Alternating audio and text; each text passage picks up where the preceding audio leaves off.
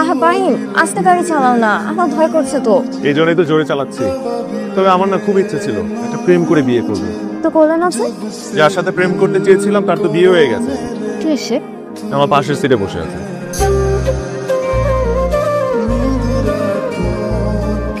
শোনো, সাবধানে যাও, অফিসে লেট হয়ে যাচ্ছে।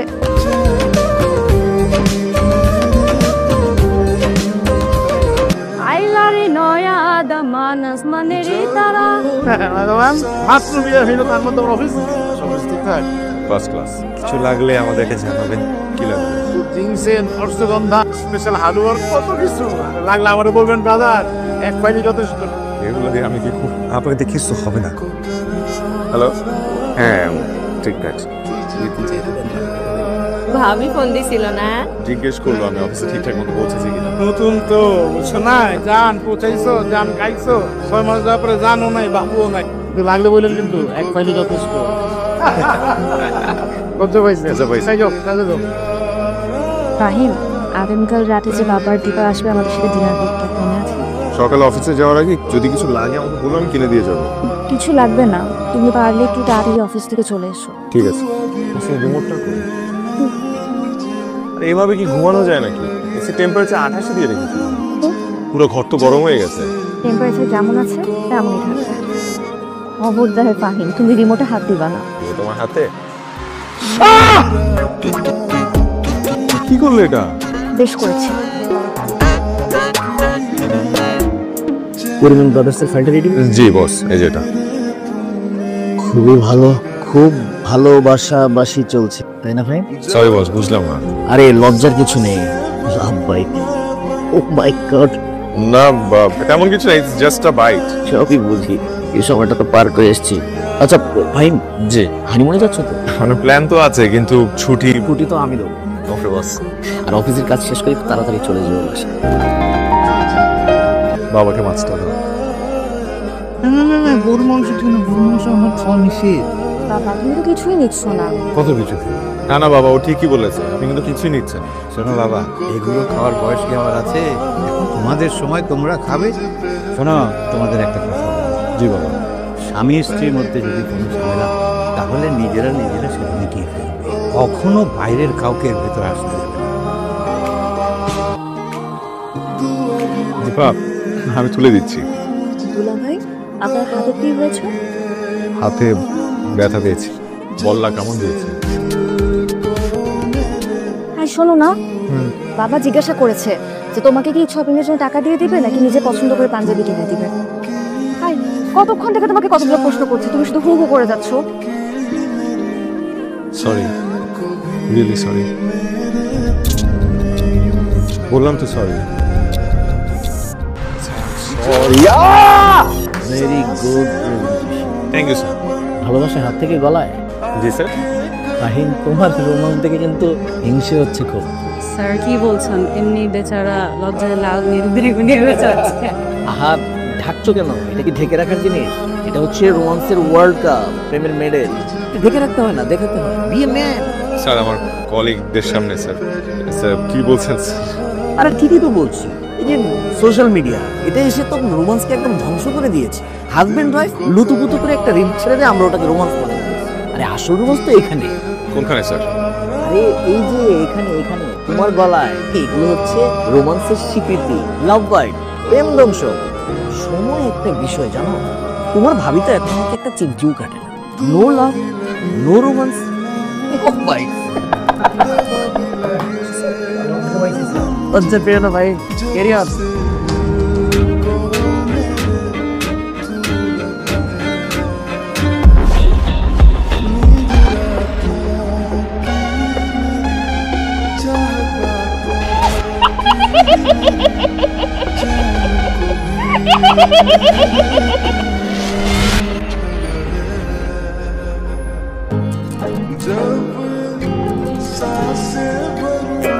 ওটা কখন মিটিং? আমি একটা ঝামেলায় পড়েছি, ভাবছিলাম আপনাদের সাথে শেয়ার করি, আপনারা অ্যাডভাইস দিতে পারবেন। এই বিষয়টা আমরা তিনজন ছাড়া আর কেউ জানবে না, প্রমিস? No promise. আমার বউ আমাকে কামড়ায়। এরও হচ্ছে লাভ বাইট, শুধুমাত্র ভাগ্যবানদের কপালে এটা জোরে। আরে ভাই, কোনটা লাভ বাইট, কোনটা টেরাবাইট, কোনটা অন্য ধরনের বাইট সেটা আমি খুব ভালো করে বুঝি। এটা অন্য জিনিস। কি বলিস? ও যখন আমাকে কামড়টা দেয় ও ভ্যাম্পায়ারের মতো হিংস্র হয়ে যায়। হ্যাঁ, আর আপনারা যে এতদিন ধরে লাভ বাইট করছেন আমি তো বুঝি কোনটা লাভ বাইট। এটা লাভ বাইট না, এটা অন্য ধরনের বাইট। এতদিন যেটাকে আমার ভালোবাসা গল্প বলে ভাবতেছিলাম শেষে ভালোবাসা গল্প না, আমার পরিচিতটা তান্ত্রিক আছে নিকিয়া, তার সাথে দেখা করো, মুশকিল আছে।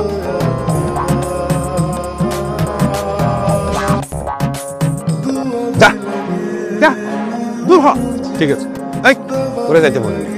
জিনের বাদশা আমার সাথে মিটিং করতে চায়, তাই ধমক দিয়ে খেলায় দিলাম। বাট তোর কি সমস্যা বল?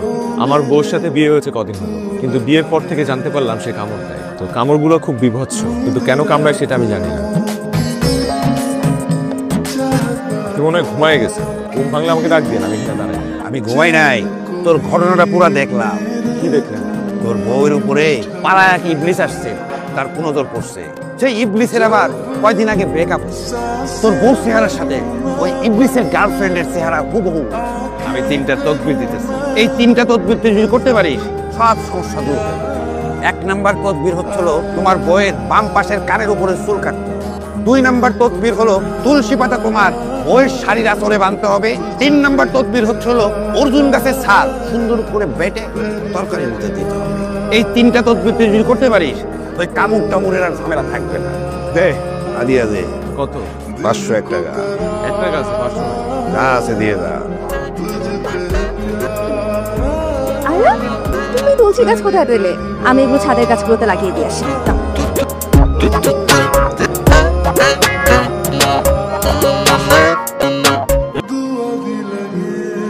তুমি আমার চুল কাটতেছো কেন? দাও, কাছেটা দাও। মিস হয়ে গেল বলটা। আসলে মিস হয়ে গেল।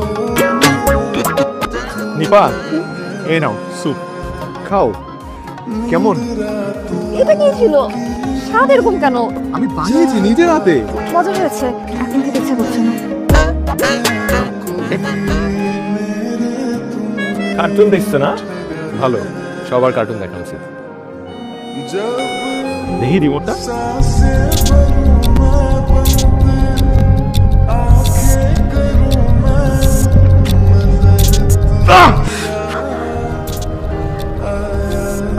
সরি। কিছুই তো ঠিক না। ঘটনা তো খুবই জটিল ভাই, কিন্তু তুমি ওঝার কাছে কেন গিয়েছো? আমার এক কলিগের সাজেশনে গিয়েছিলাম। আমার মনে হয় কি তোমার একজন সাইকিয়াট্রিস্টের কাছে যাওয়া উচিত। আমার পরিচিত একজন সাইকিয়াট্রিস্ট আছে, টুটুল চৌধুরী, খুব নাম করা। তুমি তোমার ওয়াইফকে নিয়ে তার কাছে যাও। কেন মনে হচ্ছে তোমার ওয়াইফের মানসিক প্রবলেম আছে। তুমি ওনার কাছে গিয়ে সবকিছু খুলে বলো, আশা করি একটা ভালো সমাধান পেয়ে যাবে। আপনার সমস্যা কি? সমস্যাটা আমার না, আমার ওয়াইফের। তাহলে ওয়াইফকে আমি নিবেন? ওকে বললেও আসতো না। আমার কাছে মনে হয় আমার ওয়াইফের মেন্টাল প্রবলেম আছে। তো আপনার ওয়াইফের সমস্যাগুলো বলুন। আমার ওয়াইফ আমাকে বাইট করে, লাভ ভাই। Bad bite. আচ্ছা, আমি আপনাকে পুরোটা খুলে বলি। আমাদের বিয়ে হয়েছে বেশি দিন হয়নি। আপনি তো ডক্টর, আপনার কাছে তো লুকানোর কিছু নেই। বিয়ের পর আমরা কখনো ইন্টিমেট হতে পারিনি। যখনই আমি ওর কাছাকাছি যাই উইয়ার্ড আচরণ করে এবং সাথে সাথে আমার কোনো না কোনো জায়গায় কামড় বসিয়ে দেয়। আপনার বিয়ে কতদিন হয়েছে বললেন? 2 মাস। এর মধ্যে একবারও ইন্টিমেট? না না না, সেই সুযোগটাই হয়নি। আপনার ওয়াইফের স্বভাব চরিত্র কেমন? মানে সে খুব খিটখিটে, বদমেজাজি? একদমই না, ও খুবই নরম স্বভাবের একটা মেয়ে। সে যখন এরকম উইয়ার্ড আচরণ করে তখন আপনার রিয়াকশন কি থাকে? আমি নর্মালি রিয়েক্ট করি। আমার মনে হয় আপনার হার্শ আচরণ করতে হবে, তবে সেটা বাসায় না, বাসার বাইরে। তখন দেখবেন তার রিয়াকশনটা। বাসায় আজকে সব তোমার পছন্দের খাবার রান্না করলাম, তাও তোমার রেস্টুরেন্টে খেতে ইচ্ছা হলো? কারণ আমাদের তো নর্মালি রেস্টুরেন্টে খাওয়া হয় না। এই রেস্টুরেন্টে আমার একটা ছোট ভাই, ওকে বললাম যে আমরা আসবো, ও পুরো রেস্টুরেন্ট খালি করে দিল। তাই তো আমি ভাবছিলাম যে পুরো রেস্টুরেন্টে আমরা দুজন ছাড়া কেউ নেই কেন। আসুন।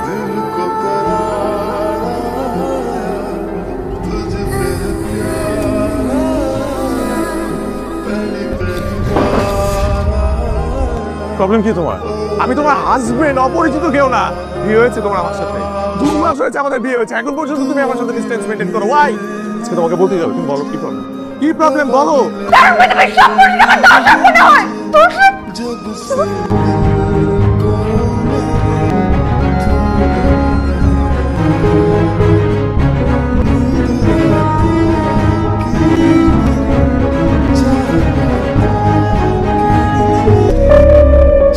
লোকটা কে আমাকে বলা যায়?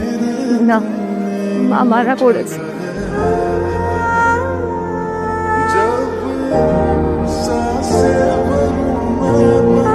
কি ব্যাপার, আজকে হুট করে আমাদের বিয়ের ভিডিও দেখার ইচ্ছা হলো যে? আমাদের বিয়ের ভিডিও কখনো আমরা পুরোটা দেখে শেষ করি, তাই আজকে পুরোটা দেখবো। ঠিক আছে। কতগুলো মিষ্টি খেতে হয়েছে তোমাকে।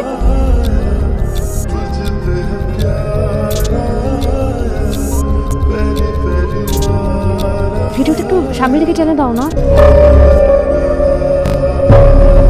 কি হলো, তোমাকে বললাম না ভিডিওটা সামনের দিকে টেনে দিতে? পজ করে রেখেছো কেন? এই লোকটা কে? এই লোকটা কে?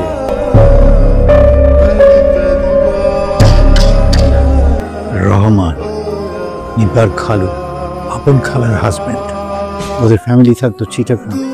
বিশেষ পরীক্ষার জন্য আমার এখানে থেকে পড়াশোনা করতো, অনেক আদর করতাম, নিজের ছোট ভাইয়ের মতন দেখতাম।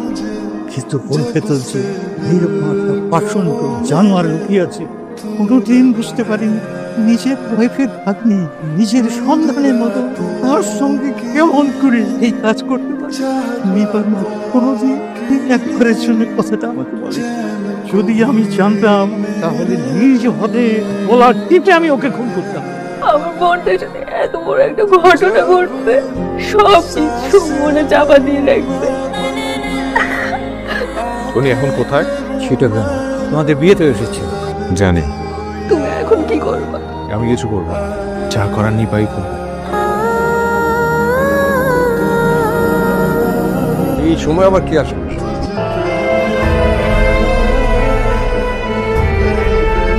আরে নিপা, কেমন আছো তুমি?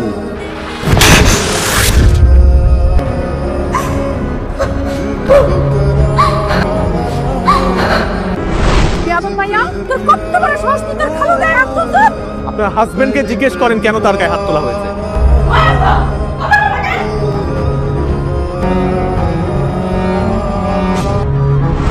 হ্যাঁ নিপা, খবরদার এই কথা যেন পৃথিবীর কেউ না জানে, থাকবে?